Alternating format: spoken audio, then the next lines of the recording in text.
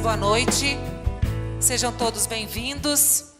A Associação Comercial e Industrial de Chapecó, a ACIC, e a Uno Chapecó sentem-se honrados em recebê-los nesta noite para mais uma edição do programa Vida Empresarial. Esta iniciativa foi criada pela ACIC em 1991 para registrar e destacar o espírito empreendedor de pessoas que ajudam na construção e no desenvolvimento econômico de Chapecó e da nossa região. Nesta noite, teremos o privilégio de conhecer a trajetória do empresário Josias Antônio Mascarello, diretor proprietário da construtora catarinense. Registramos e agradecemos a presença do presidente da ACIC, senhor Bento Zanoni, do representante da reitoria da Uno Chapecó, o vice-reitor de Planejamento e Desenvolvimento, professor Cláudio Jacoski, do presidente da Fundest, Vincenzo Mastrogiacomo, da coordenadora do curso de administração da Uno Chapecó, professora Andréa Benck Zambarda, do presidente do Conselho Deliberativo da ACIC, Flávio Pasquale, dos demais empresários presentes, professores da Uno Chapecó, acadêmicos e convidados. Antes de iniciarmos o programa Vida Empresarial, assistiremos aos vídeos institucionais da ACIC e também do curso de administração da Uno Chapecó. Como construímos uma história? Crescemos com o tempo? Acumulamos conhecimento e evoluímos? As respostas podem estar em diferentes teorias, em uma porção de livros, em milhões de estudos. O que todos têm em comum? Observe, não é difícil notar. Aonde existe desenvolvimento, existe trabalho, associativismo, incentivo, valorização das experiências, troca de conhecimento.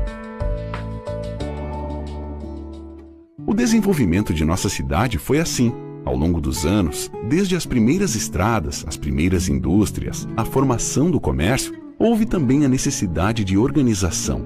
A saída foi pegar junto, errar e acertar em seguida, persistir, transformar os ideais em práticas, em força, em trabalho, em dedicação.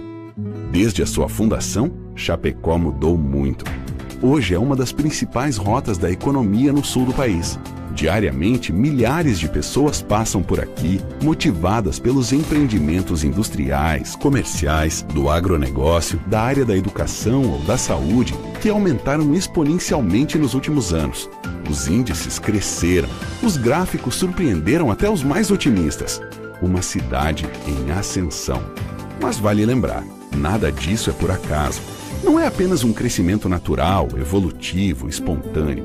É um crescimento pautado no potencial dos chapecoenses, dos empreendedores que aqui estão e que por aqui passaram, que nessa cidade depositaram seus ideais, sonhos, ambições, que aqui também viveram seus momentos difíceis, mas persistiram, avançaram em sua tarefa. Não é possível separar a história de Chapecó da história dos empreendedores de nossa região. Voltamos no tempo, mais precisamente no ano de 1947, quando um grupo de empresários pensou em criar uma associação que os representasse política, econômica e socialmente. A ACIC dava seus primeiros passos. Os anos foram passando e a entidade cresceu, participando efetivamente do desenvolvimento econômico, social e político de Chapecó e região. Muitos avanços, muitas conquistas nasceram e nascem a cada dia dessas salas de reuniões, desses encontros, dos debates, dos eventos. Muito da realidade e crescimento que observamos nas ruas, na segurança e principalmente na infraestrutura dessa Chapecó de hoje, já foi pauta desse grupo, que não só se renova, mas também acumula saberes. Um dos pontos fortes da ACIC é sua gestão integrada, diretoria executiva, conselho deliberativo e conselho consultivo, todos em sincronia para fortalecer as ações que a entidade desenvolve. Os núcleos setoriais são outro grande pilar da ACIC. É através deles que a entidade busca melhorar os processos de gestão comercial, administrativa e organizacional das empresas, num trabalho associativo, numa sinergia, para buscar resultados e soluções para problemas comuns. É assim que a ASIC trabalha. É assim que a entidade busca atender a demanda e a necessidade de cada associado, através das suas soluções empresariais, produtos e serviços. A fórmula não é complicada. Quanto mais participação, mais resultados, mais melhorias, mais desenvolvimento pessoal e social. Afinal, representar os segmentos econômicos de Chapecó e estimular a livre iniciativa como agente de mudanças é a missão da ASIC. Missão levada a sério.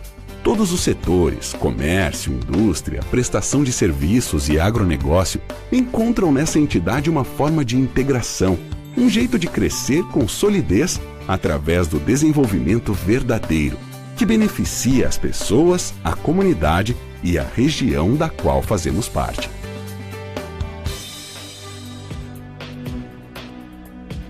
Desenvolver, compartilhar, conhecer, evoluir.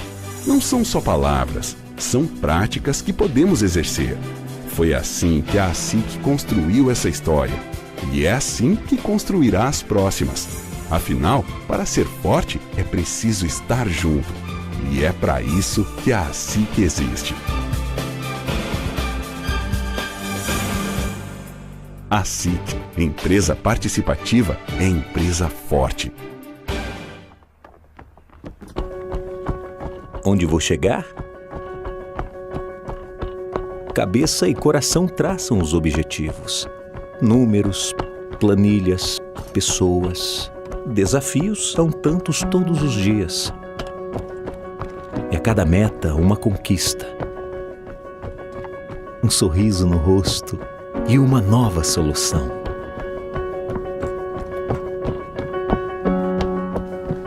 O curso tem uma qualidade muito peculiar, que é permitir ao estudante de administração fazer a ponte entre a teoria e a prática. E após o início do curso de administração, em 2013, eu vi a possibilidade de crescimento dentro da instituição. E busquei esse crescimento me qualificando, me aperfeiçoando e principalmente mudando posturas e práticas. Eu defino liderança como uma palavra, exemplo. É você, sujeito, não fazer o que você quer, mas fazer o que é preciso ser feito. Eu vejo para o futuro a possibilidade de crescimento, essa evolução constante, de não ser só um profissional melhor, mas principalmente ser uma pessoa melhor.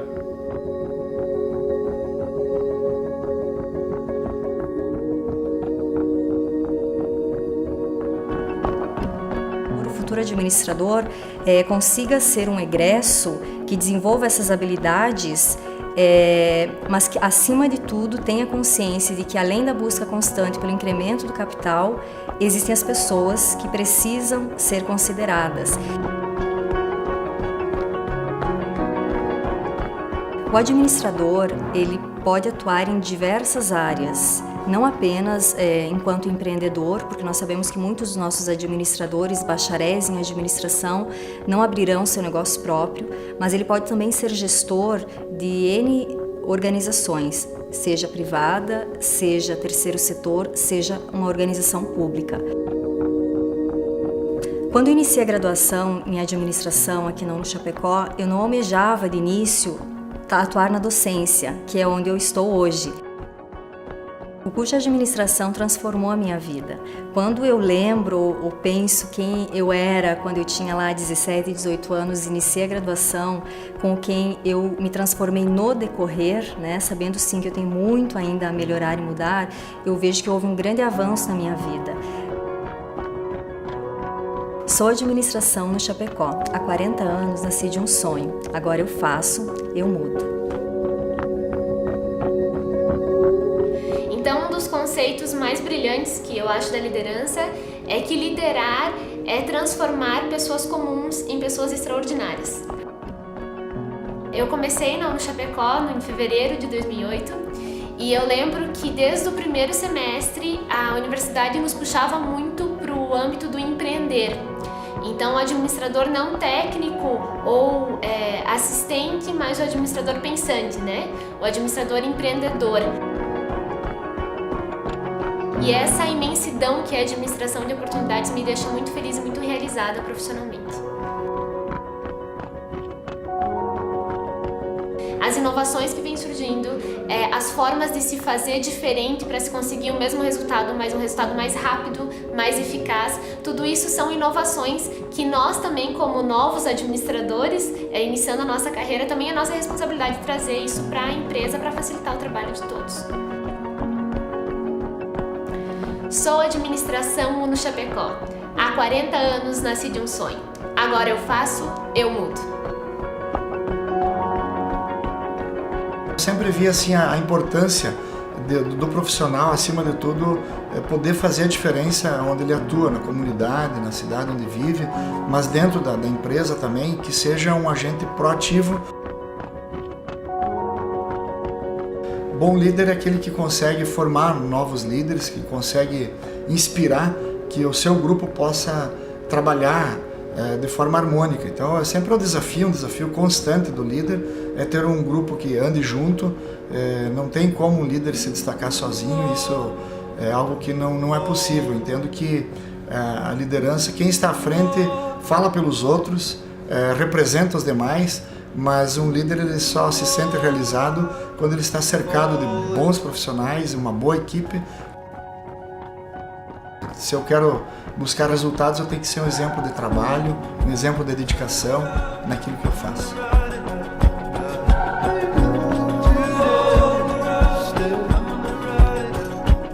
Sou vanguarda.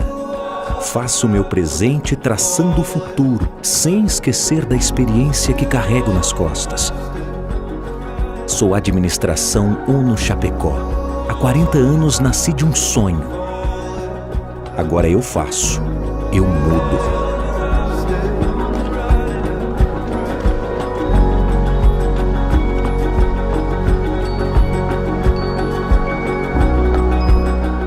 Convidamos a coordenadora do curso de administração da Uno Chapecó, a professora Andréa Benck Zambarda, para a sua manifestação.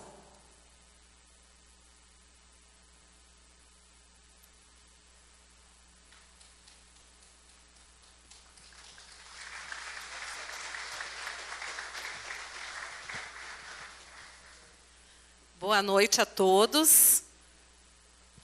Quero desejar as boas-vindas, né? Sejam muito bem-vindos à Uno Chapecó. Um agradecimento especial, né, ao nosso palestrante da noite, né, o senhor Josias Mascarello, que aceitou o desafio e se dispôs a estar aqui conosco e compartilhar um pouco da sua experiência, da sua trajetória de vida e trajetória profissional, né, que vai contribuir muito para os nossos alunos, aí, os nossos futuros administradores, para estimular e despertar um pouco mais a veia que tem de empreendedores, né? Agradecer à SIC pela parceria que a gente tem nesse evento há tantos anos, né? O Vida Empresarial é um evento que ocorre desde o ano de 1991. Né? A cada ano a gente convida e traz empresários locais para vir aqui conversar conosco, né, e trocar experiências, trazer um pouco da sua trajetória. Agradecer aos alunos e aos professores que se dispuseram a estar aqui conosco e demais convidados. Desejar uma excelente palestra, né, que todos possam aproveitar esse exemplo de competência e de empreendedorismo, né, ver os pontos positivos, uma história empreendedora e se inspirarem, né, para a nossa vida também. Uma boa palestra. Obrigada.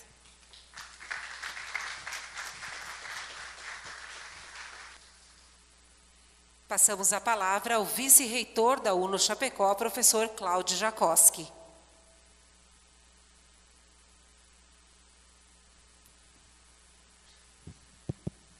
Boa noite a todos e a todas. Cumprimentando inicialmente o Bento Zanoni, né, presidente da nossa SIC, e Pasquale também. Obrigado pela presença. Agradecendo pela parceria, pelo trabalho conjunto que a gente tem feito, não somente nesse evento, né, um trabalho que a gente tem realizado em várias ações junto com a Associação Comercial e que tem dado muitos frutos, né, e com certeza esse caminho é um caminho profícuo para que a gente possa continuar ele. Agradecer a presença e cumprimentar o Josias Mascarello, dizendo que é uma satisfação muito grande a gente aproveitar esse momento e ter esse contato com um empresário tão bem sucedido, com uma carreira brilhante como essa, e que possa ser um momento bastante importante para os nossos alunos, para os nossos acadêmicos, para todos nós, ter essa oportunidade de ouvir um pouco sobre essa trajetória, o que com certeza nos dá uma oportunidade diferente daquilo que a gente tem em sala de aula, né? A gente vai para a sala de aula e tem a parte teórica, né? Mas como é fazer isso na prática? Eu acho que esse é um belo momento, né? Cumprimentar a professora André, coordenadora do nosso curso de administração, a professora Ana Paula, enfim, as professoras que aqui se fazem presentes, os professores e todos os nossos alunos, né? Um evento, como foi dito aqui, né? 41º evento que a gente está fazendo, né? É uma quantidade bastante grande e sempre uma bela oportunidade. Eu considero assim que nós temos, a partir deste evento, a oportunidade de compreender um pouco o que é possível ser feito para o futuro do próprio ser humano, né? Como nós podemos também aproveitar esses momentos para compreender o que a gente pode fazer no futuro. A UNO-Chapecó tem feito um esforço muito grande de olhar para o futuro não só da UNO-Chapecó, mas da região como um todo, pensando no desenvolvimento da instituição, pensando no desenvolvimento da região pela instituição. Está aí o Parque Tecnológico quase construído, né? Estamos aí chegando no último pavimento, como um modelo de futuro desenvolvimento para a nossa região, e que somente o prédio não é suficiente, somente a universidade física não é suficiente, né? As pessoas, né, a cultura empreendedora tem que estar, né, impregnada entre os nossos alunos, entre os nossos docentes, entre as pessoas da nossa terra, e a gente sabe que isso a gente tem, né? Esse caráter empreendedor, esse caráter de desafio que a gente aceita enquanto pessoas que moram nessa região. Então, eu acho que é uma bela oportunidade, a gente agradece imensamente, não querendo tomar o tempo aqui, e estamos ansiosos por receber os conhecimentos e as palavras que a gente vai ter daqui em diante. Então, uma boa atividade a todos.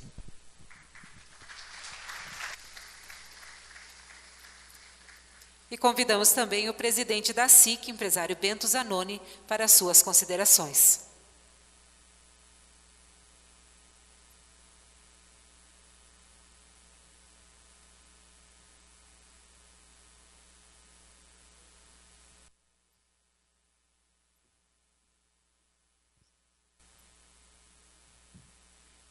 Boa noite. Agora está funcionando. Boa noite a todos e a todas. Cumprimentar, então, o Cláudio Jacoski, vice-reitor da UNO-Chapecó, pela parceria com a SIC. E, em seu nome, cumprimentar todos os professores, o corpo docente da UNO, e vocês, alunos do curso de administração.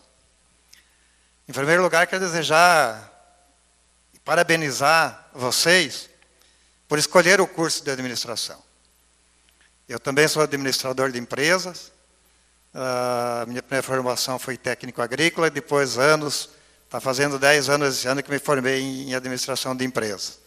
E acho que optei por um curso dos melhores que tem. O nosso palestrante de hoje, o senhor Josias, que eu quero cumprimentar ele e a família que se encontra aqui, é engenheiro civil, e eu comentava com ele há pouco que eu ia comentar alguma coisa sobre o auditório aqui que a gente está usando nessa noite. Isso foi planejado por arquitetos e engenheiros. Nós vimos que do lado direito da pessoa que vos fala está lotado. Tem uma porta lateral e uma porta nos fundos. Por que geralmente acontece isso? O pessoal fica próximo a essas portas. Se o palestrante não está agradando, vai esvaziando. Se fosse feito por um administrador, eu colocaria a porta aqui, atrás do palestrante. Acho que ninguém ousaria a sair e deixar o palestrante falar sozinho. Então, Josias, você como engenheiro, fala isso para os arquitetos e nas próximas a gente pode mudar, principalmente no auditório. Essa parceria da UNO já foi falado com a SIC vem há muitos anos, né? E eu tenho a grata satisfação de ter presidindo a Associação Comercial e Industrial de Chapecó, e a gente é parceiro. Há uns anos atrás eu estava aqui nesse auditório também, contando a minha vida empresarial, né? E isso é uma honra para alguém da SIC, o empresário, vir aqui contar um pouco da nossa história. Agradecer também ao Flávio Pasquale, que é nosso presidente do Conselho da SIC, e toda a nossa equipe interna da SIC que se encontra aqui. Acho que passamos a palavra para o nosso palestrante, que é ele que vai falar para vocês aí. Provavelmente ele não vai falar sobre administração, vai falar da vida dele e de como engenharia. Boa palestra a todos.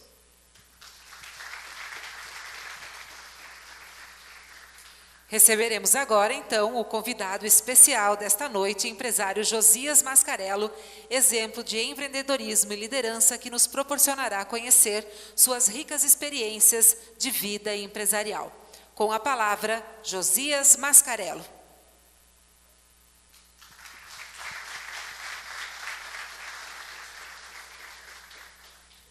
Boa noite a todos, se me permite. Queria inicialmente cumprimentar o nosso presidente da Associação Comercial e Industrial de Chapecó, Bento Zanoni, nosso colega, ao Flávio Pasquale, presidente do Conselho, ao vice-reitor de Planejamento e Desenvolvimento, o professor Cláudio Jacoski, a coordenadora do curso de Administração da UNO Chapecó, a professora Andréa, saudar a todos vocês, estudantes de ADM, aos professores, cumprimentar meus familiares, a minha esposa, a Vera, o Conrado, meu filho, a Jamile, minha nora, que está nos prestigiando, o pessoal da SIC, enfim, a todos vocês. Agora, Bento, realmente você me deixou com a pulga atrás da orelha, viu? Eu pediria até a diretora daqui a pouco fechar aquela porta ali para nós não chegarmos ao final da história aí com o auditório vazio.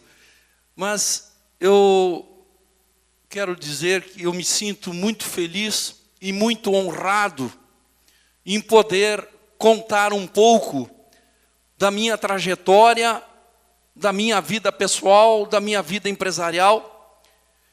E, se me permitem, eu quero iniciar essa minha história contando indo até um período antes da minha própria história.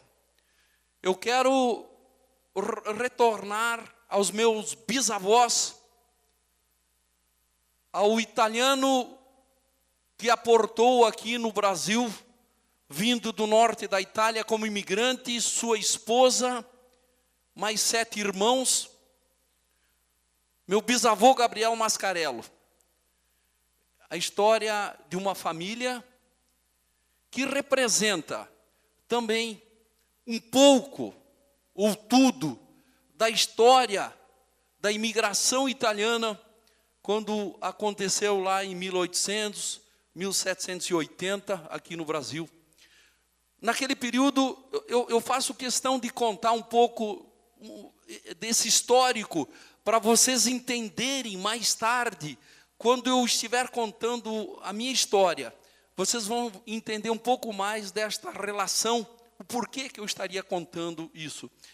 Então, quando aqueles chegaram, o governo brasileiro, quando ele foi na Europa e convidou os italianos e os alemães para virem colonizar, virem como imigrante ao Brasil, eles ofereciam terras, ofereciam uma casa, diziam eles, e uma estrada.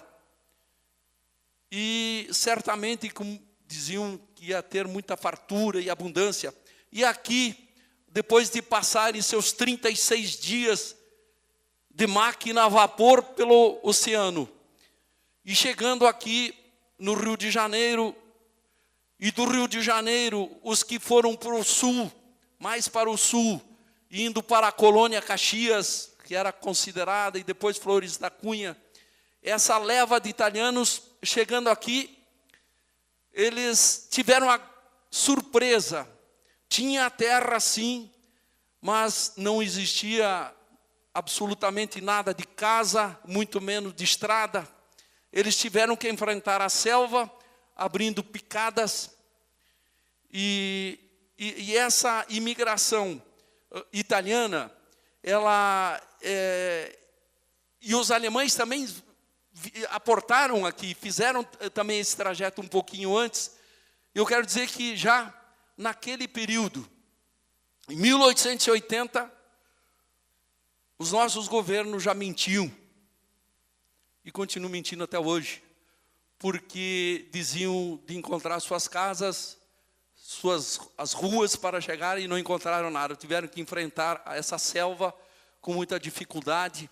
E eu faço questão de contar um pouco isso para resgatar a história dos nossos imigrantes. Aqui, então, eu inicio com os nossos antepassados. Aqui são 5 figuras, onde à esquerda é o Gabriel Mascarello, meu bisavô, é o que chega aqui em 1883. O meu avô, Josias, o qual eu levo o nome. Meu pai, eu e meu filho. Eu faço questão de apresentar isso aqui, porque é uma geração, são 5 gerações, são 5 gerações de construtores.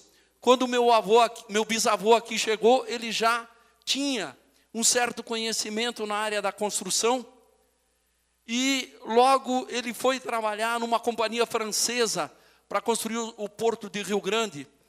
E depois de algum tempo, ele retornou a Porto Alegre e começou a trabalhar efetivamente na área da construção, justamente depois de algum tempo, logicamente, com seu filho Josias. Aqui, então, as 2 primeiras gerações do meu bisavô Gabriel e o meu avô Josias, eles se especializaram em obras, em igrejas, catedrais, colégios e hospitais.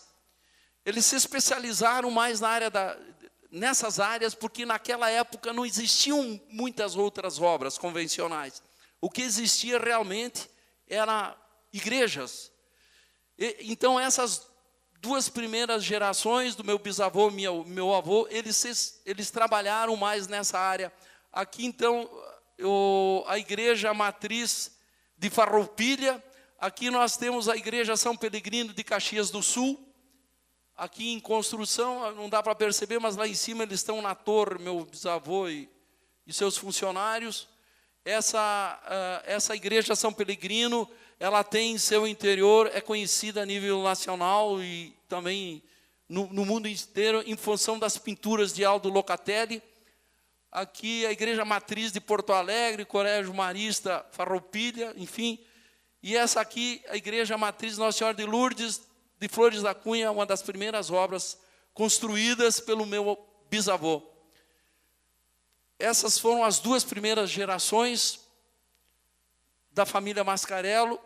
Eu passaria então à 3ª geração, que é a geração do meu pai.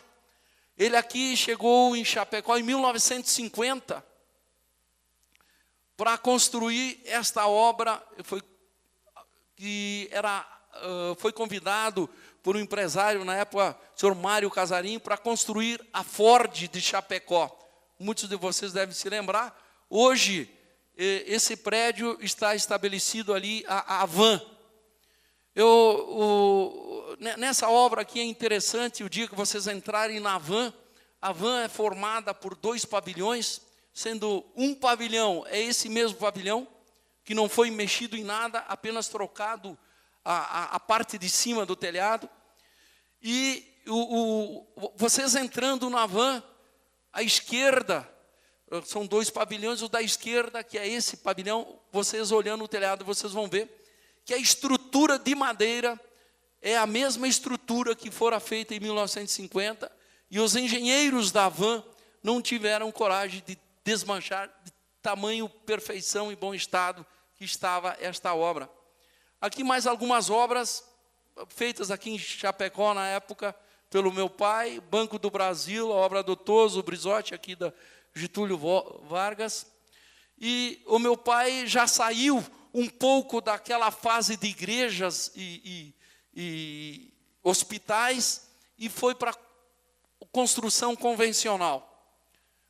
Aí nós passaríamos para a 4ª geração, então, que daqui para frente eu passo a contar a minha história. Importante dizer que nessas 5 gerações são 132 anos passada de família em família, sem interrupção.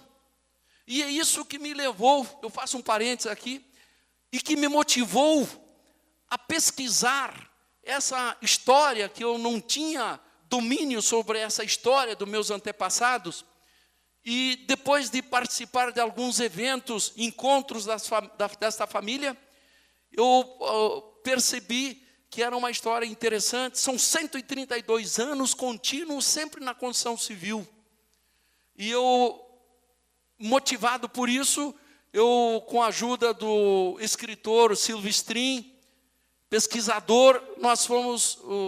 Eu tive o prazer, o privilégio de, alguns meses atrás, fazer o lançamento do livro Mascarello, 5 gerações de construtores, e que, no final, eu trouxe uns 10 exemplares, que eu vou deixar aqui para a UNO Chapecó, para as coordenadoras, enfim, para as turmas, que é uma história bem interessante. Então, aqui, 4ª geração, minha história de vida. A visão empreendedora desde que história do gelo, primeiro negócio com 10 anos, início do aprendizado em obras. Então, eu começo contando esse meu primeiro negócio com 10 anos. Eu faço questão de citar e frisar esse pequeno negócio que surgiu e que me marcou muito na minha vida. Nós tínhamos como vizinho um cidadão motorista de carro de praça, e ele tinha 4 filhos, homens, e 3 meninas, mulheres. E os meninos eram mais ou menos da nossa idade, menor, um pouquinho maior. Nós éramos muito amigos. Um dia desse ele me convidou para ir almoçar em sua casa. E eu fui e percebi que ele, como bom italiano, ele tomava o vinho de garrafão e colocava o garrafão embaixo da torneira para refrescar o tal do vinho. Era no verão. E eu, naquela época, nós tínhamos geladeira. Eram poucas as casas que tinham geladeira. Nós tínhamos geladeira. No dia seguinte, eu levei para o seu Isidoro Marqueto um baldinho com gelo. E ele, agradecido, ele me deu umas moedas, me deu um dinheiro, me deu uns cruzeiros, não sei o que realmente era. E aquele dinheiro, aquele valor despertou em mim um interesse muito grande, e eu gostei demais daquilo, e passei a levar o tal do gelo durante todo o verão, até a chegada do inverno, quando realmente acabou o meu negócio. E eu me vi sem a gratificação do seu Isidoro Marqueto. Aqui, com 14 anos, aqui estou eu, o terceiro. Vocês observem, inclusive, aqui, olha, tem um menininho do lado aqui, tem outro menininho aqui, deve ter uns 7 anos. Isso aqui deve ter sido, isso aqui há mais de 40 anos, né? Um pouco mais de 40 anos. E aqui, o meu grande sonho era trabalhar em obras. Eu queria e insistia com meu pai, e o meu pai dizia, não, se você tiver 14 anos, eu vou te levar para a obra e tal. E eu, porque logicamente queria que a gente estudasse, mas eu sempre mantive o foco no estudo, mas queria trabalhar, gostava muito de trabalhar. E aqui, então, tem essa foto, eu trabalhando em obra. E foi um início de um certo aprendizado, de um grande aprendizado. Aí tem um fato interessante, aos 16 anos, decidi trabalhar por conta. Vejam só, com 16 anos, com 14, eu passei a trabalhar nas obras com o pai. O meu pai era o construtor, e o meu sonho era trabalhar de pedreiro. O que eu queria muito era sentar tijolo, fazer reboco, enfim. E o meu pai, logicamente, muito menino e tal, e me deixava apenas servindo aos pedreiros. Eu passava o dia inteiro, a tarde inteira, com um regador, molhando os tijolos, porque na época tinha um entendimento que tinha que molhar tijolo, não sei porquê, mas dizia que o tijolo, a água era o tal do cimento do tijolo, né? Hoje não se usa mais isso, mas enfim, eu passava a tarde inteira molhando tijolo, e eu queria sentar o tijolo. E aí alguns pedreiros deixavam eu fazer e tal. E eu já era meio metido, eu disse, não trabalho mais com meu pai, vou trabalhar por conta, imagina só. Com 16 anos, então, eu saio e vou fazer algum serviço por conta. Meu pai quase foi a loucura, mas eu fui. E aqui, então, são as primeiras calçadas feitas por mim.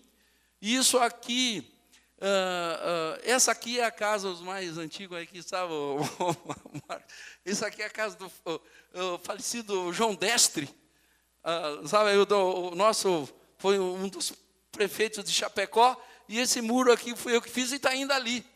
E essa escada aqui, essa escada eu fiz, e eu tive sorte ainda uns 4 anos atrás, antes de demolirem, eu fui lá e tirei essa foto, porque agora demoliram, e você sabe onde que fica isso aí, é aqui onde que é o Padrinhos hoje. Eles desmancharam que era o Padrinho, ao lado aí tinha uma casa da minha tia, e eu fazia essas pequenas reformas. Então, de manhã eu estudava e à tarde eu queria trabalhar e tal. Mas aí tem um outro fato interessante. Eu tenho umas tias que tinham o Hotel Soprana. E meu maior desejo é ir almoçar no Hotel Soprana. Mas vou almoçar como? Eu queria ir almoçar. Para mim, almoçar no hotel era a coisa mais maravilhosa do mundo. E aí eu, falando para minha tia, ela disse, não, então tu vem e tu vai. Então você vem, sai da escola, quando sai a meio-dia, vem aqui e nos ajuda a servir o almoço, servir refrigerante, vinho, enfim. E aí, então, eu passei, eu ia para a escola, saía, atendia no Hotel Soprana, atendia o pessoal e almoçava no hotel depois, né? Muitas vezes até no salão do hotel, né? Me achava o máximo aí, almoçar no hotel. Mas eu também faço questão de citar esse início inicia o aprendizado de garçom. Esse pequeno detalhe de ter participado um pouquinho dessa experiência de garçom, mais tarde representa a minha viabilidade real de ter podido me formar engenheiro civil, e vocês vão ver por quê. Então, às vezes eu me esqueço aqui, a caminho da formação acadêmica. Aos 18 anos, então, eu vou a Caxias. Aqui é o seguinte, então, eu estudava de manhã, eu fiz o primeiro e segundo científico aqui, e dizia-se, na época, tem que ir para fora, e era verdade. Tem que fazer o terceiro científico para fora, e aqui só se falava em Porto Alegre, não se falava nem na Universidade Federal, falava-se mais na URGS e tal. E eu, com 18 anos, eu resolvi fazer o terceiro ano fora, e fui a Caxias do Sul, fazer o terceiro científico, e eu fui a Caxias e não a Porto Alegre, porque havia uma tia que morava lá, e eu tive uma certa facilidade em morar no apartamento dela, e embaixo deste prédio, era 2 andares, tinha a chamada Churrascaria Avenida, e era uma churrascaria muito grande, até hoje existe, com outro nome. E eu me lembro que eu saí daqui numa sexta-feira, com o segundo científico pronto, eu queria fazer o terceiro lá, e já no domingo eu estava trabalhando nessa churrascaria como garçom, e aquela pequena experiência, ela me ajudou bastante. E aqui também acontece um fato importante, porque eu peguei um período da festa da uva. Naquele tempo, a festa da uva era muito forte, e vinha muito turista, São Paulo, Rio, muito turista, e nos gratificava. Você trabalhava o meio-dia e você recebia, você não ganhava nada de salário, mas você recebia gratificações, e eram gratificações bastante interessantes. Inclusive, eu me animei demais, eu disse, eu acho que eu vou ficar de garçom mesmo, porque nunca ganhei tanto dinheiro. Imagina que eu não ganhava nada, né? Porque lá o que vinha era bastante.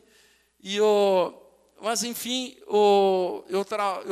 aí começou, no período das férias, eu peguei em novembro, dezembro e janeiro, tinha também, em função da festa da uva, eu aprendi logo que à tarde dava para levar os turistas, visitar algumas cantinas, cantina do Miquelon, cantina da Eberle, e eu acabei pegando esse filão e levava os turistas conhecer e tal, e ganhava mais alguma gratificação, porque eu tinha que arrumar dinheiro, porque eu sabia que eu queria fazer vestibular e fazer para engenharia. Aí, então, um ano muito difícil, Eu fiz o 3º ano no Cristóvão de Mendonça, estudava de manhã em Caxias, saía de lá 15 para o meio-dia, entrava no restaurante ao meio-dia e saía de lá à tarde, não tinha hora para terminar. Então, realmente, sobrava pouco espaço, pouco tempo para estudar e tal, mas mesmo assim, eu concluí o 3º científico. Foi um ano muito difícil, mas foi de grande conhecimento. Terminei o 3º científico e fui fazer vestibular em Porto Alegre no final do ano. Logicamente, rodei nas duas, fiz na URGS e na PUC, tomei pau nas duas. E aí, então começa a verdadeira, vamos dizer assim, batalha. Começa o meu grande desafio de estar numa cidade grande como Porto Alegre, sozinho, porque não tem parente, não tem amigo, uma cidade fria, sem ter conseguido o objetivo de passar no vestibular, sem amigos, enfim, tinha que me virar por conta. E aí, então, a primeira coisa que eu fiz, fui na pensão da João Manuel, que nunca mais hei de me esquecer, e ali, baseado nessa pensão, eu fui arrumar um serviço. Aqui vem, então, uma outra história muito difícil, que foi trabalhar como apontador. Eu achava, a gente não, quando é novo, quando é menino, ainda a gente não tem as informações. Eu achava que eu já deveria começar a trabalhar em algum lugar que tivesse construção e tal. E aí eu fui trabalhar numa empresa chamada Eli Barbosa. Era uma empresa muito grande, construtora, empreiteira. E eu fui lá e ele me contratou como apontador. Apontador é o cara que vai nas obras e vê a medição, acompanha o comércio da obra, as medições do pedreiro, porque tem aqueles pedreiros que fazem por metro, então tu ia fazer como apontador aí e tal. De qualquer maneira, estava aprendendo alguma coisa, mas de real mesmo, quase nada. Mas aqui eu parava na João Manuel e já estava querendo fazer o cursinho para me preparar, que o meu objetivo era fazer o vestibular. E aí um dos motoristas dessa empresa, ele disse, não, olha, o seu Eli Barbosa, ele tem uma casa lá e talvez você vai morar, não precisa pagar pensão e tal. Eu, mais do que rapidamente, fui lá, fechei a minha conta na pensão e fui com esse motorista na tal da casa. Ia economizar uma pensão e tal. Mas à medida que ele saía do centro de Porto Alegre, à medida que ele se afastava, eu ia me dando um calafrio, ia me dando um mau presságio. E mais se afastava até chegar num determinado ponto, e ele disse, olha, essa aqui, chegou no determinado local, ele disse, essa é a casa. Era uma pequena casinha, um escritório, um terreno imenso cercado por tela, onde esse empresário ele tinha as betoneiras, os carrinhos, enfim, aquelas badulacas de obra, né, de construção, e atrás tinha um barraco, onde tinha uma cama e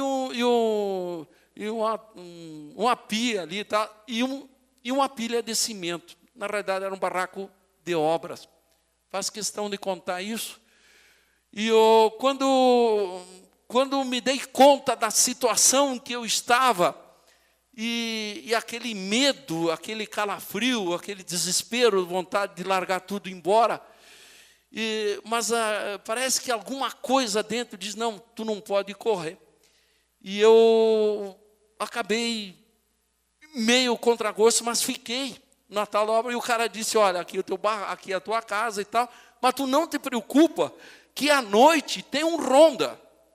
Você não se preocupa aqui, porque ele viu o meu estado, né? E aí, então, aliás, o ronda está chegando. Nunca mais hei de me esquecer essa figura. E ele diz, olha, o ronda está chegando. Já era tardinha.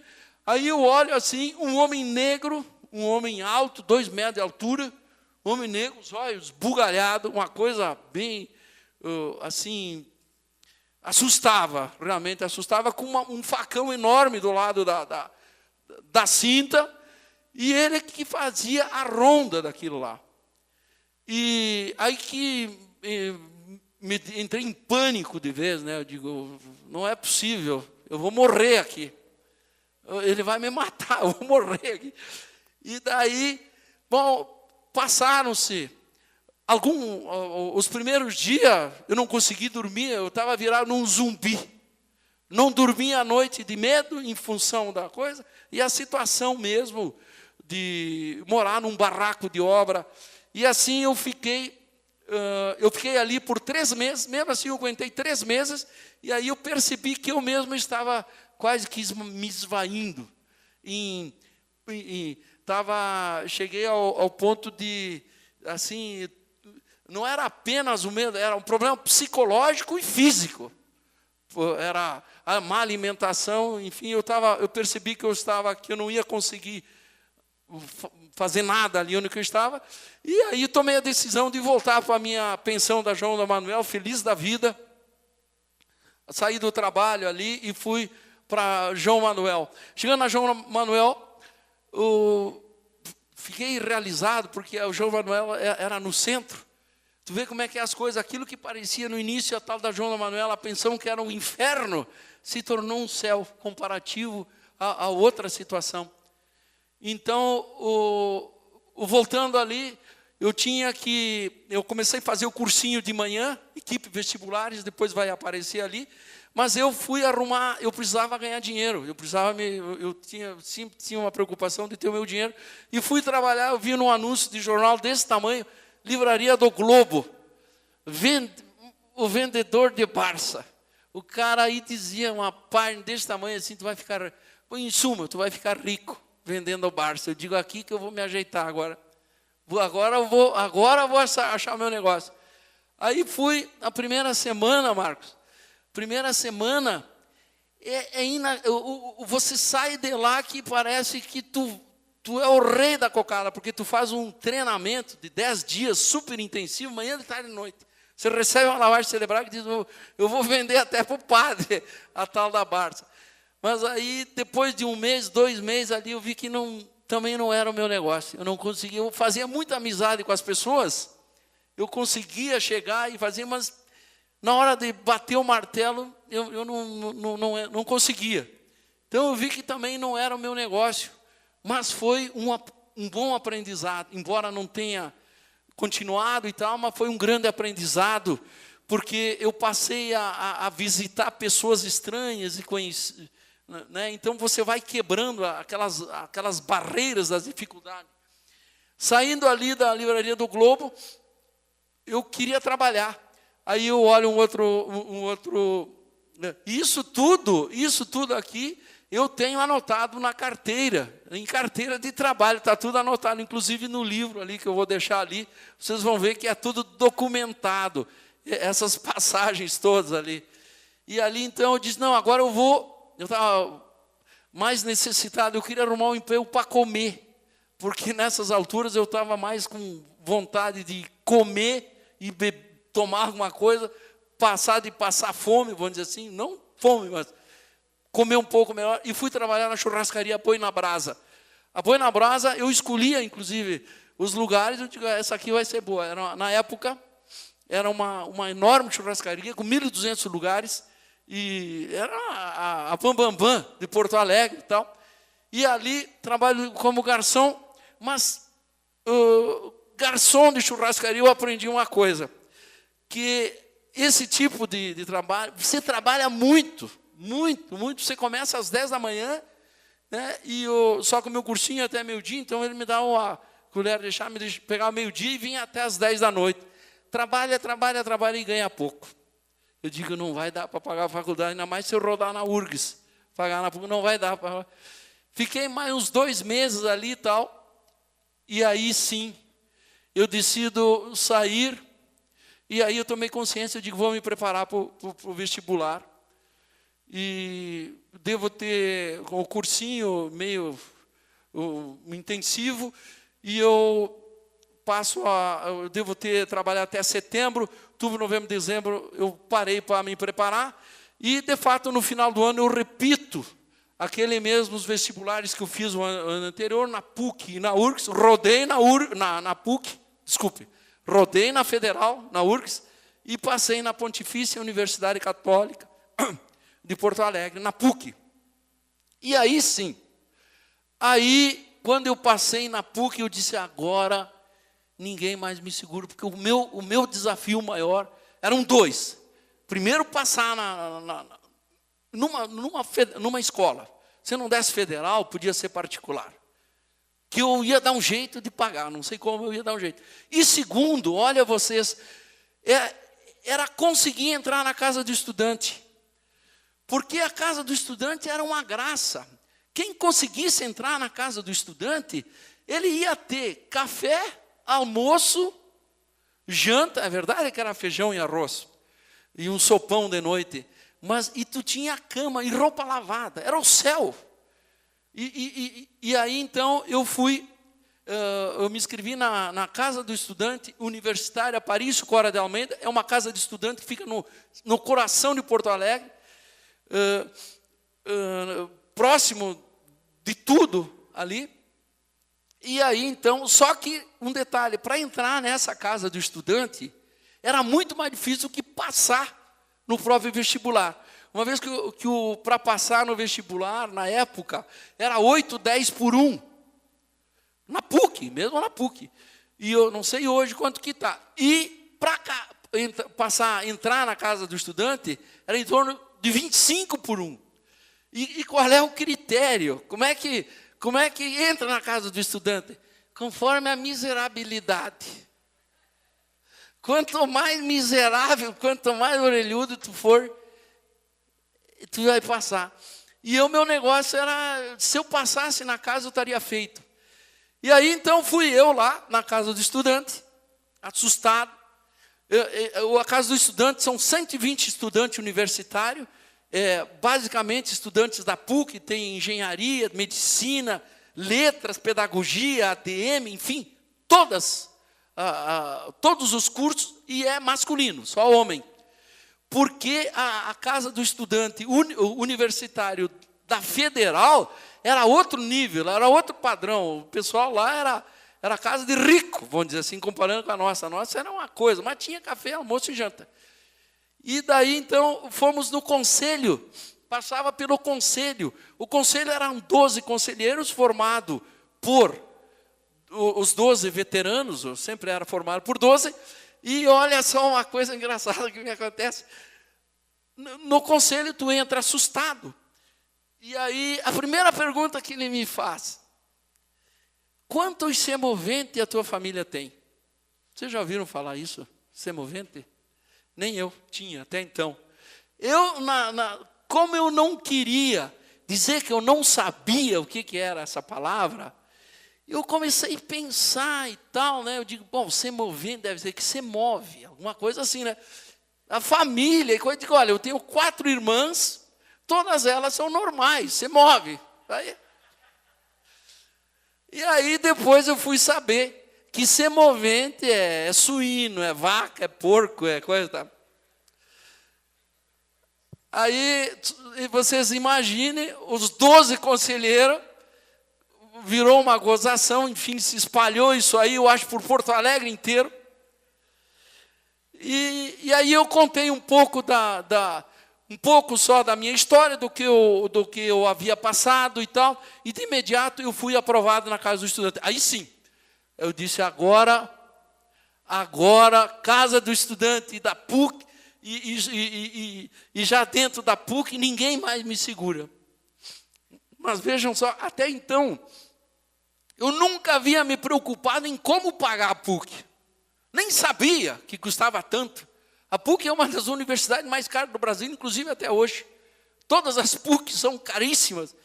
Mas eu nunca me preocupei. Eu disse, eu quero fazer engenharia. E aqui, então, eu percebia que já na casa do estudante, aqui, então, voltando um pouquinho, o vestibular da PUC, engenharia, essa aqui é a equipe vestibulares que eu fiz o cursinho, ó, veja só. Aqui, quando eu passei, e aqui é uma oração. Uma coisa que quando a gente está num lugar distante, sozinho, quase que abandonado, você só tem você. É você e a tua vontade. Quantos de vocês, quem sabe, também, a maioria de fora, e estão aqui passando muita dificuldade?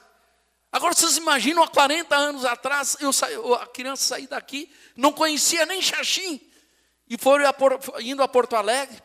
Você fica abandonado, sozinho. Se você cair na sarjeta, ninguém te junta. Ninguém te dá bola. Você morre. Essa é uma realidade. Eles falam a realidade hoje, mas sempre foi assim. A cidade grande é uma cidade fria. A cidade grande é você e Deus. Então aqui, eu tinha uma oração e me apegava muito a ela. Eu acho que foi graças a ela, a fé, é que eu consegui superar até aqui essas dificuldades.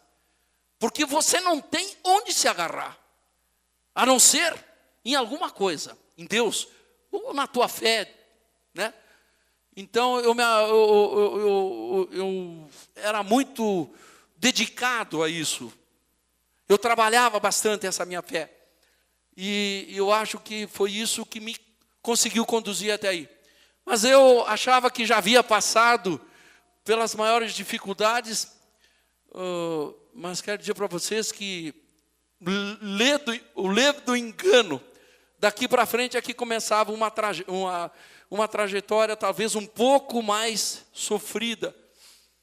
Mas eu estando na casa do estudante, café, almoço, janta, roupa lavada, e na PUC, com aquela pastinha da PUC, engenharia, aquilo era a coisa mais maravilhosa do mundo. Passava na avenida, passava na rua da praia com as pastinhas e tal.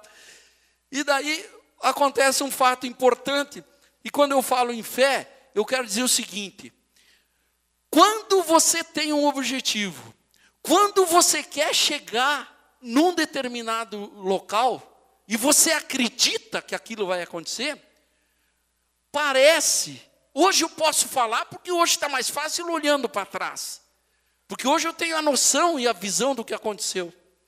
Naquela época a gente não tinha, mas parece que o céu conspira a teu favor. Veja só o que acontece aqui. Magro Miguel, o rei da noite de Porto Alegre. Primeira semana de aula, o primeiro dia de aula, eu estou no barzinho da engenharia e vejo um cidadão alto com cabelão, que é esse cara aqui, ó. Aqui não dá para ver direito, mas esse é o Magro Miguel. No barzinho, todos nós careca, todos, porque cortavam o cabelo, tu passava no vestibular e você deixava um careca, todos. E vejo esse cidadão chamado Magro Miguel, com um baita de um cabelão, cheio de mulher ao redor, e a piazada toda ali falando, rodeando e tal. E eu perguntei, quem que é esse cidadão? E aí uma turma disse, não, esse é o cara, esse é o Magro Miguel, é o rei da balada, é o rei da noite de Porto Alegre. Eu digo, é esse cara que eu quero mesmo. Esse é o cara. E não teve dúvidas. Já de imediato me aproximei e nós tivemos uma empatia muito grande. Nós tivemos uma energia muito junta, muito grande. E se tornamos grandes amigos de imediato. E ele me convida, naquele instante, para trabalhar na boate Kiwi, Zona Sul de Porto Alegre, no bairro Ipanema. Que é essa aqui, ó. Essa aqui, o Kiwi.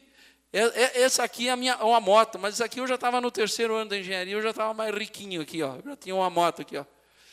E aí, então, eu vou trabalhar na boate Kiwi, no bairro Ipanema. Esse Magro Miguel é o cara que era o discotecário e fazia. Eu vejo aqui tudo jovens, né? Ninguém pegou tempo, mas na época era o baile dos magrinhos. Era uma verdadeira loucura. Eles fechavam as boates com 1.000, 1.200, 2.000 pessoas, e ele botava o som lá, era o baile dos magrinhos, o Cascalho e o Magro Miguel. Fizeram história no Brasil, esses caras. E eu tive a graça de conhecer ele. Aí fui trabalhar, no domingo eu já estava, na outra semana já estava trabalhando no Kiwi. Eu entrei em 74, em janeiro de 74 na PUC, já no primeiro dia de aula. A primeira semana eu estava trabalhando no Kiwi e fiquei por 4 anos trabalhando nessa boate. Era uma boate onde frequentada pela idade média para cima, e corria bastante dinheiro. Aí então, conforme você se saía e atendia, você ganhava muita gratificação, muita gorjeta. E eu trabalhava nas quartas-feiras à noite, iniciava às 7 e ia até a hora que desse, às vezes às 4, às 5, às vezes de manhã. E trabalhava às quartas, sextas, sábados. E domingo, às vezes, fazia algum bico em churrascaria.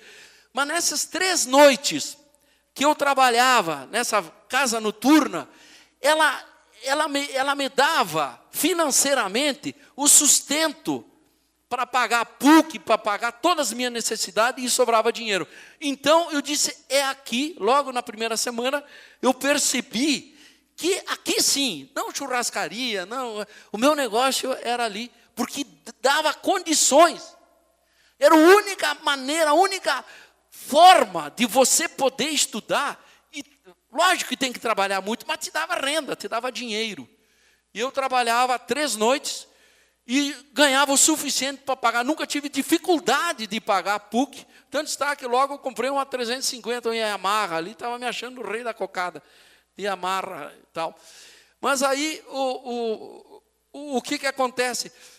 Nos primeiros anos, nos 2 primeiros anos, o pessoal vocês também devem ter as cadeiras básicas, mas o pessoal da engenharia sabe muito bem. Nós temos cálculo, as físicas, as químicas, as mecânicas. Os cálculos são terríveis. E por desgraça, me parece que aqui o Celso não me ajudava muito, porque nas quintas-feiras eu tinha cálculo. Eu trabalhava na quarta a noite inteira. Imagina você aquela boate também, sabe aquelas luzes? Não sei se usa ainda, estroboscópica, que eles falavam, assim, pisca a noite inteira. Você passava a noite inteira dentro daquele recinto, e por desgraça ainda todos fumavam. Tu imagina o que era aquilo? Tu não enxergava nada, e aquela luz piscando, e no dia seguinte, nós, muitas vezes, aula de cálculo, e sempre na quinta-feira tinha aula de cálculo. Cálculo estrutural, cálculo 1, cálculo 2, física. E eu rodava. Aí o pessoal, mas eu tomava pau na cadeira. Aí muitas e muitas vezes, fazendo provas ou assistindo aula, o cansaço ele te derruba. Muitas e muitas vezes eu era acordava no meio de prova e tal, sem condições físicas e psicológicas para fazer qualquer tipo de prova. E muitos no início não conheciam, achavam, inclusive, dizer, esse aí é o cara da maconha, eu acho, porque ele vem com os olhos que é esbugalhado, né? Tu chegava de manhã com os olhos, imagina, a noite inteira. Mas enfim, e como que eu conseguia acompanhar a turma?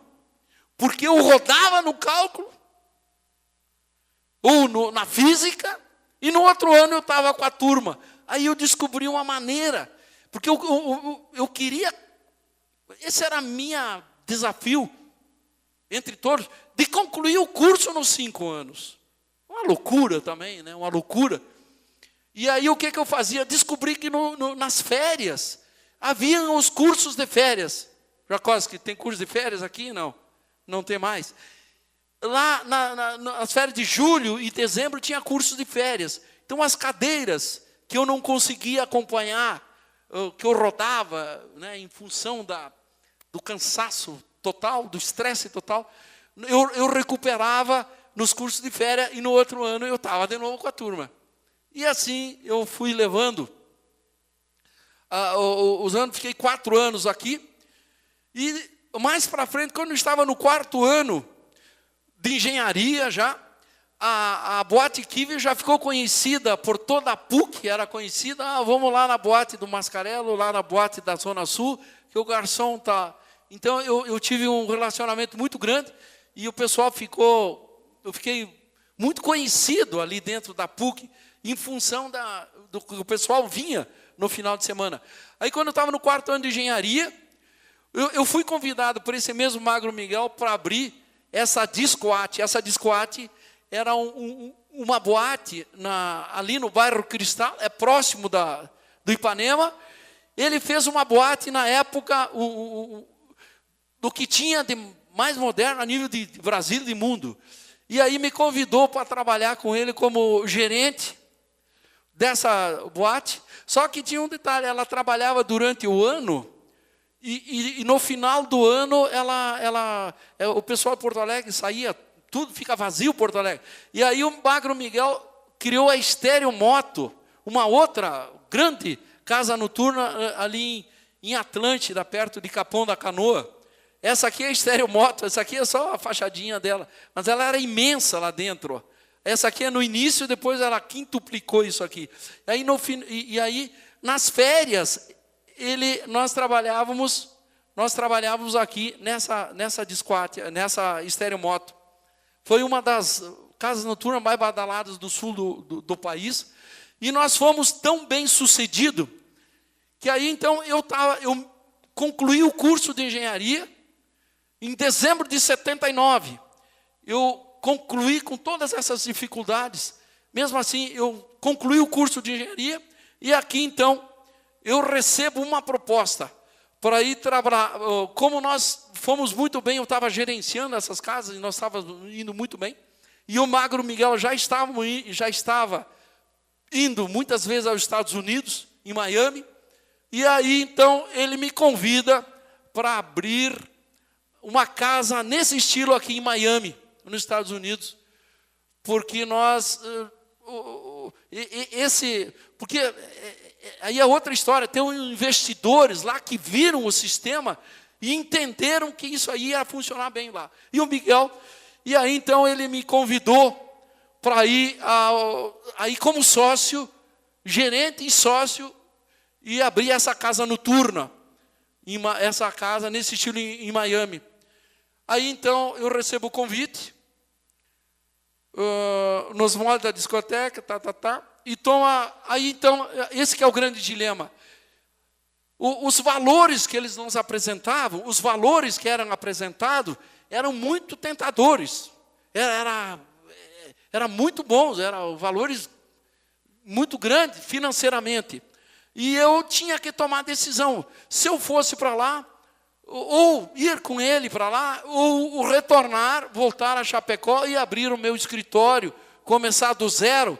E tem outra questão, que quando você se forma em engenharia, eu vou falar do meu ramo, a engenharia, na época, você tinha que saber fazer o cálculo estrutural, o elétrico, o hidrossanitário, o preventivo, não tinha especialidades. Assim como é a medicina, hoje as medicinas têm especialidade, antigamente era clínico geral. E ninguém sai de perto do professor. Ninguém quer sair, poucos se aventuram a vir para o interior. E ficam em Porto Alegre, ficam em São Paulo, ficam no Rio. Por quê? Porque sabem que é uma dificuldade imensa. E você tem que ter conhecimento para enfrentar isso aqui. E aí, então, esse era o meu grande dilema. Será que eu vinha para Chapecó e vinha atuar como engenheiro e começar do zero? Porque tu tem que começar do zero. Ou você vai para lá onde que você já está. Você já está num ganha-ganha. E aí, então, realmente aqui a família e o sangue de construtor, e mais os familiares, minha mãe e minha família, eu decidi que iria vir como engenheiro a Chapecó, retornar, e agradeci. E o Magro Miguel ficou lá, e foi, e está muito, muito, muito, muito, muito bem. Certamente, eu acho que nós teríamos algumas casas em Miami, algumas casas noturnas. Mas quero dizer para vocês que não me arrependi dessa minha decisão e vim para Chapecó. Aqui é a minha formatura, em dezembro de 79. Aqui em janeiro de 80, então, aqui começa provavelmente a minha empresa. Eu abro a sala no quarto dos pais. Essa aqui é onde meus pais moravam e tal. E aí o meu pai e minha irmã gentilmente foram para os fundos da casa, fizemos um outro barraquinho lá atrás, e me deixaram a sala aqui e o quarto dele para trabalhar. E quando eu vim para cá, em 80, início de 80, Chapecó não tinha gente. Chapecó não tinha obra. Chapecó era muito pequena. Eu olhava a avenida aqui e não via carros. Eu queria voltar, eu entrei quase em pânico. E realmente não tinha obras aqui. Tinha casas, casinhas pequenas e tal. Tanto está que eu abri meu escritório de projetos. E fiquei 2 anos, 3 anos, trabalhando só em projetos. E aí no projetos, naquele tempo, não era nada de computador, não existia nem computador. Era tudo na régua, na aranha, enfim. Eu passei, então, a trabalhar um período como de projetos, né? E em 86, então, eu abro a construtora catarinense. Em 1986, eu inicio a empresa. E essa aqui é a minha primeira equipe, vejam só. Essa aqui era a minha primeira equipe. Então, ali, desempenhávamos todas as funções. Nós realmente... Aqui estou eu, ó. Acredita que sou eu aqui, ó? Sou eu aqui, ó. Esse aqui, esse está aposentado. Esse morreu. Esse morreu. Esse aqui, ele está de cadeira de roda, ficou ruim também, está mal. Esse ficou na cadeia uns 20 anos, mais ou menos. Esse aqui agora saiu. Está vivo ainda. Esse está vivo. Esse aqui parece que mataram também. Então, sobrou eu e o meu mestre de obra daquela primeira equipe ali. Até eu fiquei sabendo disso porque teve um período que eu disse, eu vou chamar essa primeira equipe. Eu vou, quem sabe, ajudar. Mas realmente eu tive que botar um passo para trás porque a coisa estava meio feiota ali e tal. Eu digo, então, essa primeira equipe, nós fazíamos realmente o RH, o financeiro, trabalhávamos de pedreiro e de vez em quando também era engenheiro ali, ó. Aqui sou eu fazendo uma concretagem e tal. Isso foi em 86. Tá, aí quando surgiu a construtora em 86, os mais antigos aqui, o Marcos, é tudo gente nova ali, mas em 86 surgiu aqui 2 fatores importantes e antagônicos. Nós tivemos aqui o período áureo dos condomínios e, ao mesmo tempo, a tragédia dos planos econômicos.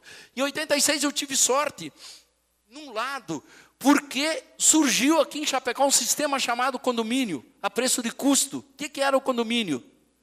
O condomínio, até hoje, tem algumas coisas. Estou vendo aqui uns amigos aqui que estão dando risada, que conhecem aqui, ó, o Wolf. O condomínio era uma administradora, um grupo de pessoas, um grupo de amigos que se reuniam, juntavam 10, 12 e diziam, vamos fazer um prédio, e tinha uma administradora, aí eles contratavam a construtora. Aí é o que eu entro.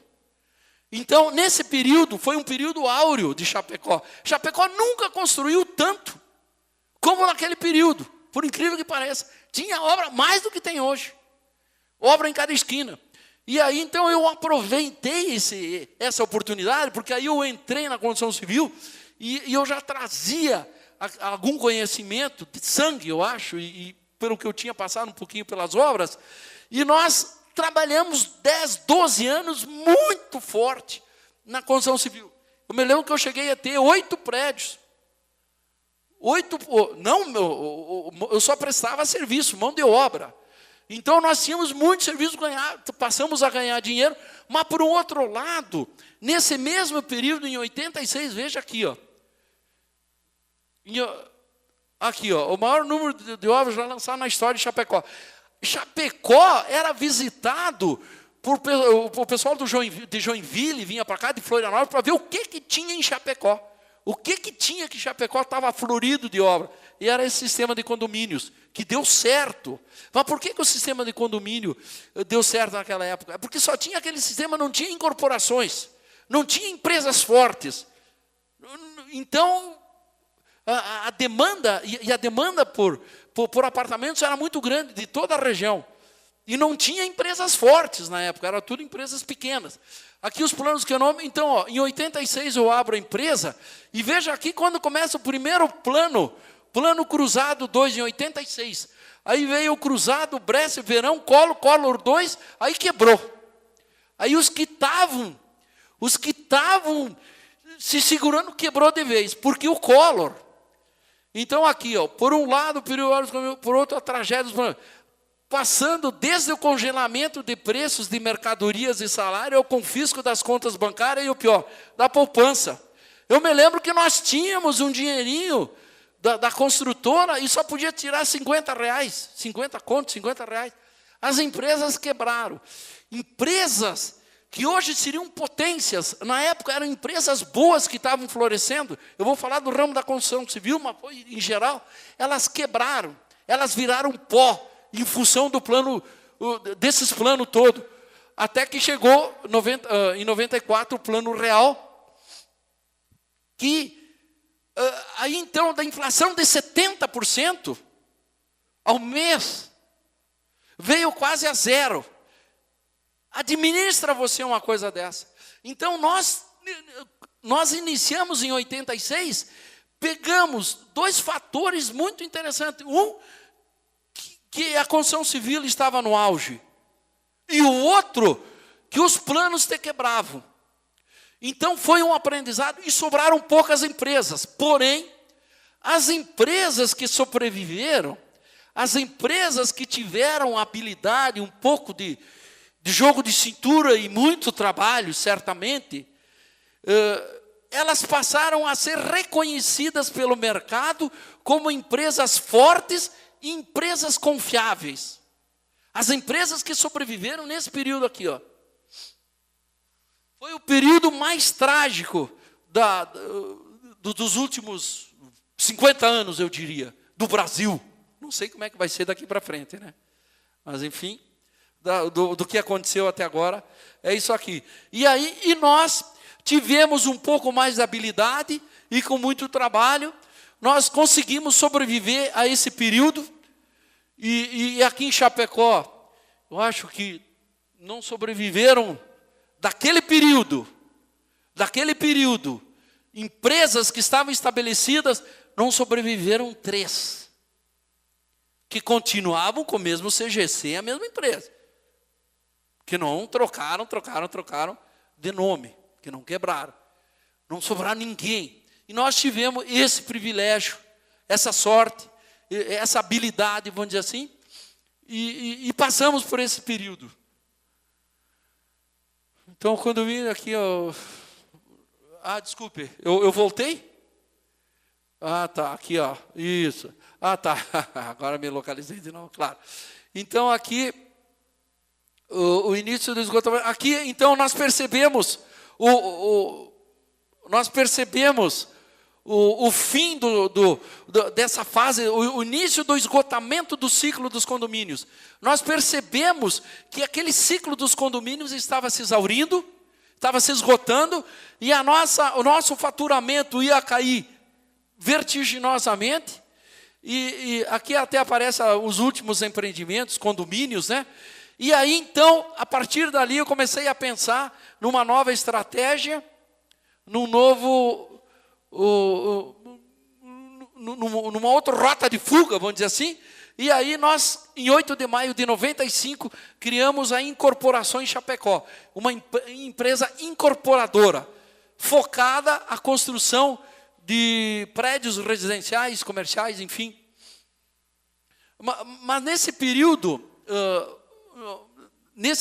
ainda, daqui para frente, a incorporadora mais a construtora, elas, vamos dizer assim, elas formam uma aliança forte. E enquanto a construtora, ela continuava fazendo obras para terceiros, inclusive obras dentro das cooperativas, dentro da agroindústria, onde nós trabalhamos 15 anos dentro da Sadia. E aqui em Chapecó havia 2 empresas apenas habilitadas a trabalhar dentro da Sadia, porque era muito rigoroso, o sistema de segurança, o sistema da Sadia era extremamente rigoroso. Tinha uma empresa de Porto Alegre, uma empresa de Curitiba, uma empresa de Concórdia, e nós éramos 2 aqui, que conseguimos trabalhar, e ficamos 15 anos trabalhando dentro das agroindústria. É um verdadeiro desafio. A agroindústria é simplesmente para quem tem coração de ferro e sabe de engenharia, porque lá dentro se pratica engenharia, nós aprendemos ainda mais dentro das agroindústrias, porque tem que tomar decisões e resolver Coisas que nem a engenharia explica muitas vezes. E tu tem que fazer. E eles se dão prazo para fazer. Aí nós trabalhamos entre a construtora e a incorporadora. A construtora fazia obras de terceiro e tal. E a incorporadora lançava seus primeiros condomínios. Aqui, então, aqui é um dos... a Tríplice Residência é um dos... não é os primeiros, mas são os 3 prédios que nós lançamos praticamente juntos. Nós compramos uma área central, uma área grande, e tivemos a coragem de lançar esses 3 prédios juntos, uma metragem de 14 mil metros quadrados, um lançamento audacioso na época, né? E principalmente que é com financiamento próprio. Nós trabalhamos sempre, desde o início, nós procuramos trabalhar com financiamento próprio, e por isso que eu demorei tanto para entrar na incorporações, porque o ramo de enquanto você faz obras de terceiro com a construtora, você só presta serviço e ela te paga, você não investe muito capital. A incorporadora, tu tem que investir muito capital, e se tu não vender, e quando tu entra no mercado, tu tem que entrar forte, porque os concorrentes são fortes.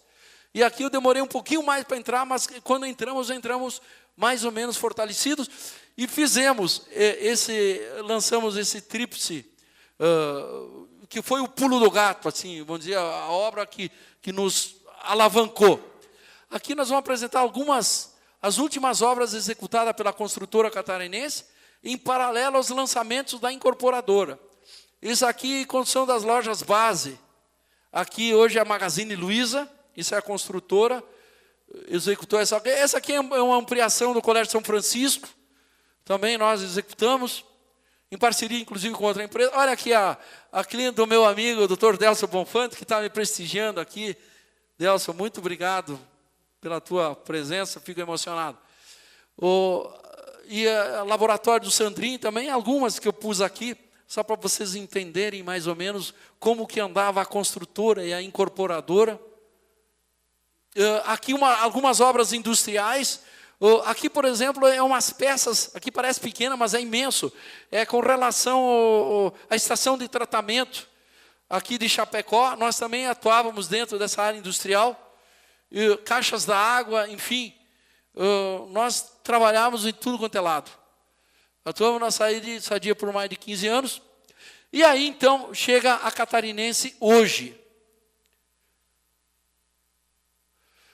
A nova fase da Catarinense, então, começa com a 5ª geração, que é a vinda do Conrado, meu filho, que está aqui, nos prestigiando também. E com a vinda do Conrado, tomamos a decisão de focar os nossos negócios no ramo de incorporações prediais. Nós já tínhamos o ramo, eu só estava segurando a construtora, uma vez que nós tínhamos esse nicho de mercado forte, bom, ganho garantido, que era as agroindústrias, muito bom, o rendimento é muito bom, só que o sofrimento, o trabalho é imenso, é crucial, e eu estava esperando a vinda do Conrado, ver se também saber para que lado que ele ia, né? Porque daqui a pouco, eu gosto disso, sabe como é que é? Filho, tu tem que ver para que lado que ele vai. Mas ele chegando aqui, ele já veio mais ou menos definido, e disse, não, eu gostaria de ficar só no ramo das incorporações. É lógico, né? Mais tranquilo e tal, tudo bem. E aí, eu já vinha me preparando há algum tempo, já vinha me preparando, inclusive psicologicamente, porque não é fácil você trabalhar a vida inteira e daqui a pouco dizer assim, eu não vou mais trabalhar dentro de cooperativas, não vou trabalhar mais dentro da Sadia, não vou mais fazer obras para terceiros. Eu vou focar só no ramo da incorporação. Mas o Conrado veio com novas ideias, e daí nós conversamos bastante e tal, e tomamos essa corajosa decisão, uma decisão corajosa, na época, de não fazer mais obras. E nós tivemos... Eu me lembro que muitas e muitas vezes eu recebi ligação da própria Sadia, do pessoal lá dentro, para vir cotar a obra, porque nós tínhamos pego no alto lá de dentro, e eu, com muito pesar no coração e tal, dizendo, não, nós não vamos mais fazer. É questão de opção de vida também. né? E nós optamos, então, na modernização da identidade visual da empresa, alinhando com novas posturas do mercado. Então, com a vinda do Conrado, nós focamos. Aqui, alguns dos últimos prédios que nós fizemos, eu faço um parênteses aqui. Nós entregamos mais de 1.000 apartamentos. Desde o tempo, não de incorporação, desde o tempo que nós fazíamos condomínio, mais de 1.000 unidades de apartamento, em torno de 120, 130 mil metros quadrados de área construída. Não é pouca coisa, é bastante coisa. Aqui, então, algumas obras mais recentes. O Residencial Santa Catarina, com 8 mil metros quadrados de área, ali já entrega. Essas aqui são as obras entregues recentemente. Esse aqui, o Residencial Casablanca, eu entreguei o ano passado. Aqui, então, o Residencial Porto. Você vê que a gente vai, conforme tu vai dando passo, você vai tendo mais coragem. Tu veja que tu começa com um prédiozinho pequeno e tal, e aqui nós já se achamos de opa, agora nós estamos fortes. E lançamos isso aqui, eu estava com medo, uma obra só de 11 mil metros, num local só. É um risco, porque se você não vende, você mesmo que financia, você tem que financiar, você tem que bancar. Se você não vender, tu tem que vender o primeiro apartamento, tu tem que bancar o negócio. Mas nós estudamos bem, a nossa empresa está muito bem cotada no mercado, em termos de credibilidade, enfim, toda essa história. Ali sempre entregamos os nossos prédios com muita antecedência, e aqui deu certo, e esse Porto Seguro nós estamos entregando agora em dezembro deste ano. São 22 pavimentos, uma das primeiras obras que passou, porque os prédios chegavam aos 15, e esse aqui é uma das primeiras que passou os 20 pavimentos, né? E aqui, então, o Residencial Montreal, um novo prédio que nós estamos fazendo aqui na Rui Barbosa, 1 por andar, o Residencial Montreal, uma concepção moderna, 3 elevadores, um dos primeiros prédios também com gerador. Aliás, o prédio anterior que eu mostrei, ele tem gerador também. O que é o gerador? O gerador, você tem que colocar gerador, porque se faltar luz, você não consegue subir o elevador. 99% dos prédios até hoje construídos não tem gerador próprio. Nós começamos aqui, então esse aqui já vai ter gerador.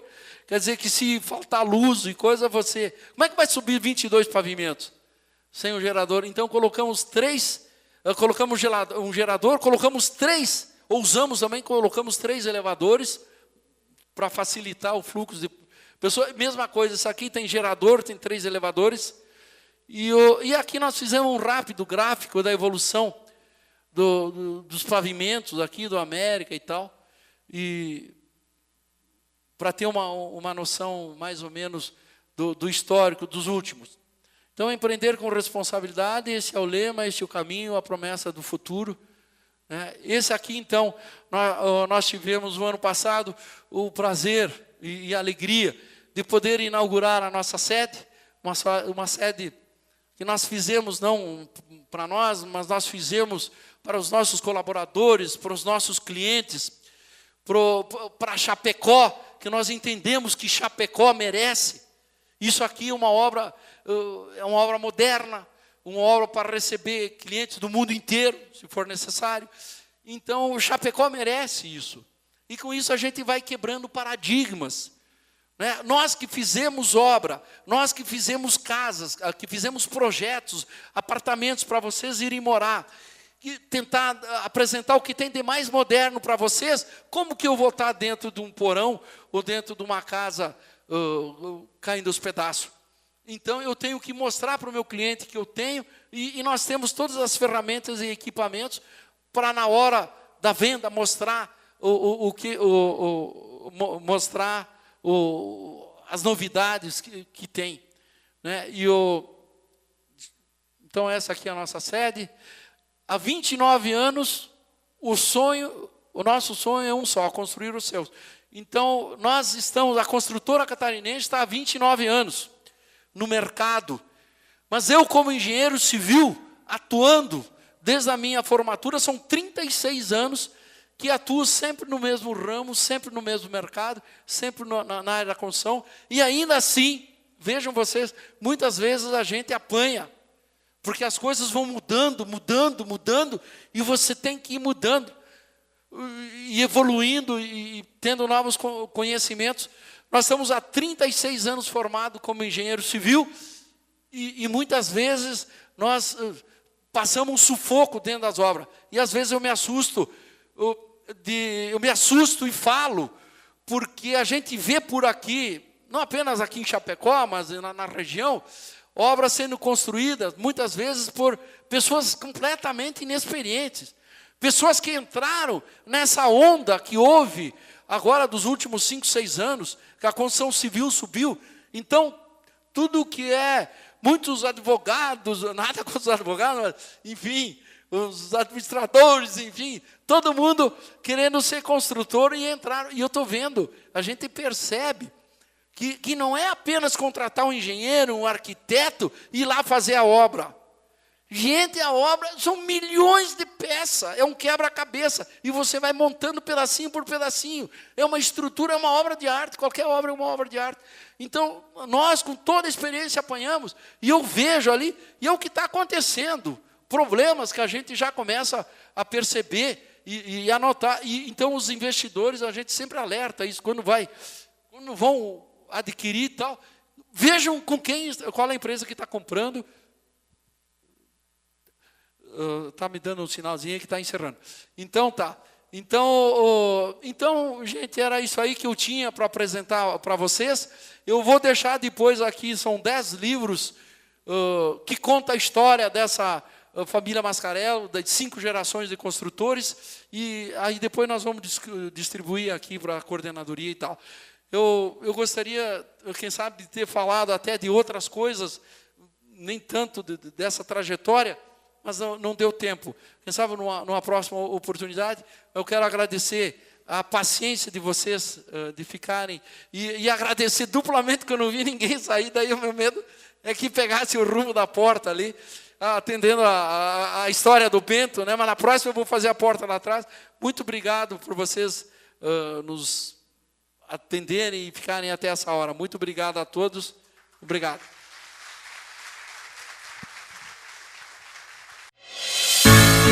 O caminho até aqui foi moldado pelos sonhos, e são eles que movimentam a vida. Não é de hoje que construímos todas essas ideias. Já se passaram 28 anos e continuamos a fazer as coisas do mesmo jeito, com paixão. É por isso que somos catarinense, porque construímos nossos empreendimentos como construímos a nossa própria história. Catarinense, construindo sonhos.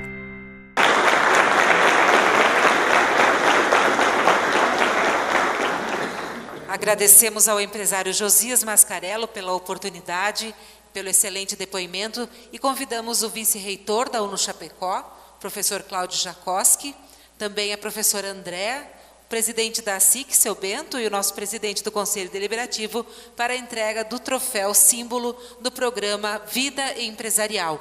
E lembrando a todos que após aqui a entrega do troféu, teremos um coquetel de confraternização, né, feito especialmente pela UNO-Chapecó. Em nome da SIC e da UNO-Chapecó, muito obrigada a todos. Até uma próxima oportunidade.